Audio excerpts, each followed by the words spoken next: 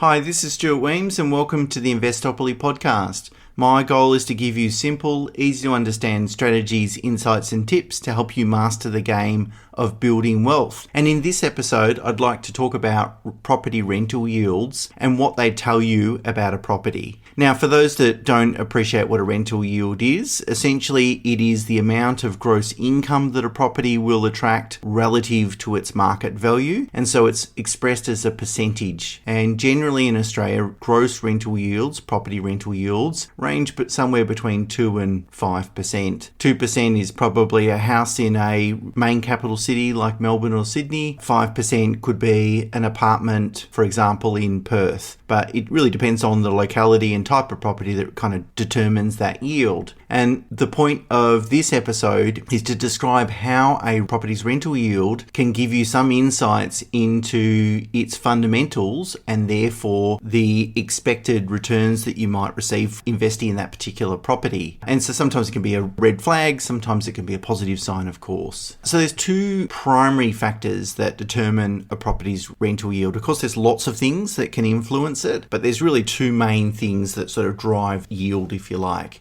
The first one is the size and condition of the property probably has the largest influence on rental yield. So larger properties with more bedrooms and more living area and more space generally command higher rental incomes. A new property tends to fetch a premium rental, while a poorly maintained property will probably rent for below average. And of course, the amount of amenity that a property offers can also have an impact on its rental yield. So for example, if you had a house in Queensland and that house had a pool, in a warm climate, a pool's a positive attribute and something that renters will potentially pay more for. So really the more that the landlord has to offer a tenant, typically the more rental income they can command. So that's the first thing, is really size and condition of the dwelling. The second attribute is really the property's location, as that really determines the supply and demand characteristics of that particular property. So for example, highly sought after areas in blue chip established suburbs in a really good street in a great location within that suburb can attract premium rentals. Coastal locations tend to attract premium rental amounts, particularly for permanent let places. And the reason for that is that most landlords that own properties in coastal locations tend to rent them on a short-term basis, so Airbnb, to sort of maximize their income. So in those locations, you've got a real short supply of permanent rental properties, and that's why they tend to yield a bit higher. Also in regional locations or smaller towns, again, that can attract higher rental yields, again, just because the shortage of supply of rental properties. Furthermore, property's expense profile can have an impact on its rental yield as well. For instance, if you've got an apartment with very high body corporate fees, often landlords will seek to compensate themselves for those additional costs. But also, those additional costs probably mean that apartment complex offers a lot of amenity as well, which again obviously adds to the rental yield. But sometimes that gross rental yield on the face of it looks attractive, but when you dig a little bit deeper into the cost profile of that particular asset, it doesn't look as good. So really, in summary, a property's rental yield is mostly guided by the dwelling in terms of size and condition, and then really locality. So what I wanted to do then now is talk about sort of four possible explanations for what might be driving a particular rental yield for a particular asset. And these are the sorts of things that might either confirm or suggest that the property is investment grade and therefore likely to generate good returns, or might be a red flag to suggest that the property isn't investment grade and therefore you need to look a bit closer. So the first possible explanation is the proportion of land versus building value. So typically a property with a very high building value component will attract a higher rental yield. Whereas we know that as investors, we really want to invest in assets where the underlying land value represents most of the overall property's value, because we know that land appreciates at a much faster rate than buildings do. And in fact, sometimes buildings depreciate, although I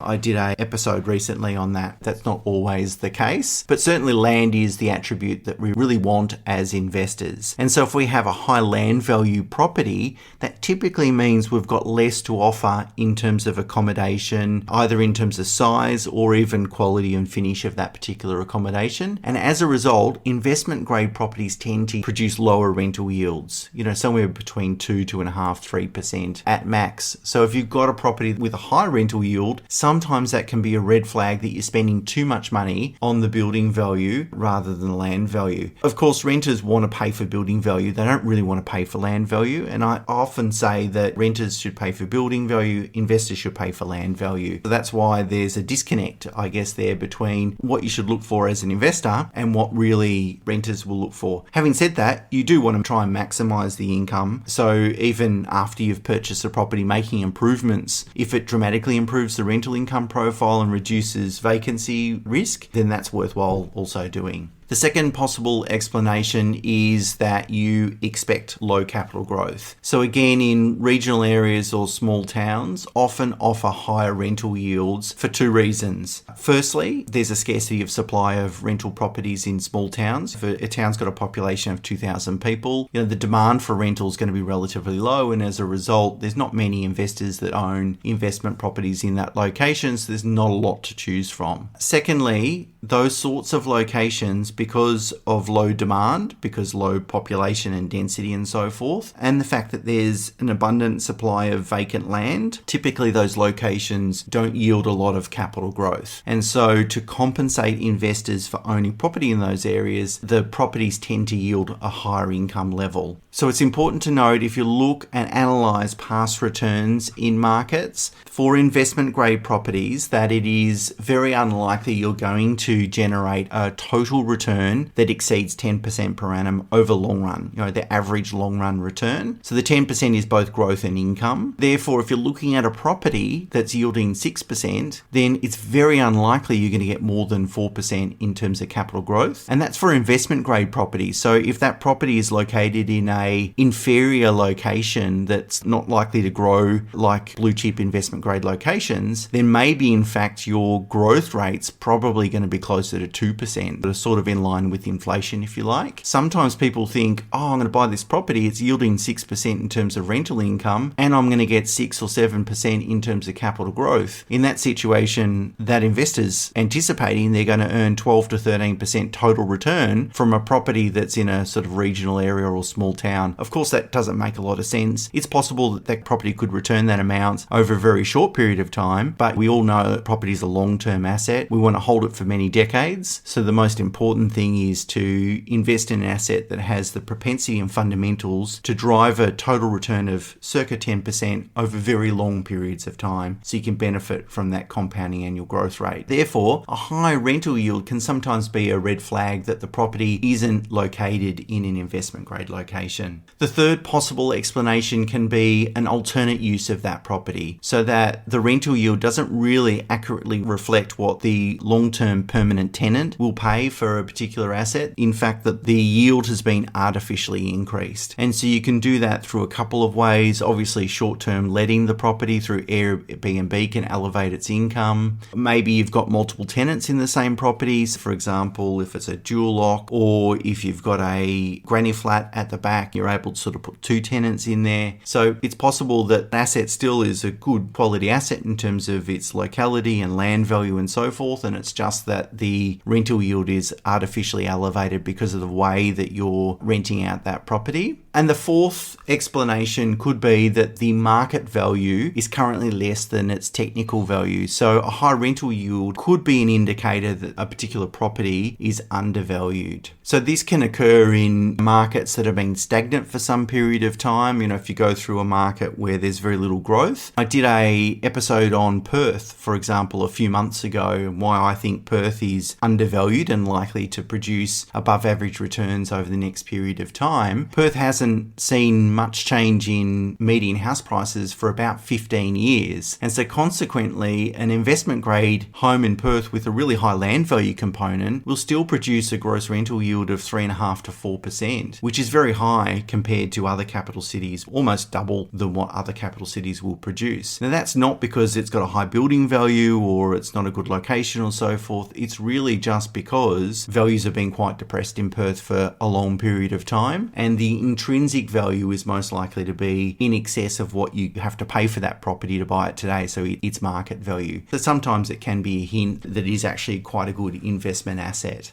So of course, rental yields serve as a guide. They're not an absolute rule. We've got to realise that properties and locations tend to be unique, and you rarely can find two identical properties. And of course, there's exceptions that prove every rule. So relying on rental yield analysis alone can be misleading, but again, it just gives you a hint on what to consider or what further investigations to make for a particular asset as a result of the rental yield. As I've said many times in this podcast, to generate good compounding annual returns from investing in property, you need to invest in a property that has a high land value component, that is located in an area that produces a lot of scarcity, so that is, there's more buyers than there are sellers for that particular asset, and an area that has proven performance. So it's got the runs on the board that demonstrate over the last 4 decades it's produced an average growth rate of 8% or whatever it might be. So it's proven its performance. The problem with buying a high land value type assets is that they tend to generate very low rental yields. As such, when you come across a property with a high rental yield, sometimes it can be a bit of a red flag. And it's important then to understand what is contributing to that higher rental yield. Is it too much building value? Is it situated in a non-investment grade location? Is it intrinsically undervalued but still an investment grade property? Or maybe the rental yield's been artificially inflated. Either way, it's really important that you investigate further and investigate its investment worthiness, and don't get dazzled by really high rental yields thinking or believing that, hey, this is a great asset because I'm booking that rental income. Income is great, of course, but we don't want it to come at the cost of accepting a much lower capital growth rate, because in 20 to 30 years time, that compounding annual growth rate in dollar terms will produce substantially more return than what income will. Notwithstanding, we know that income is taxed each year and capital growth is not until we sell the asset, and again, which adds to the compounding nature of that particular return.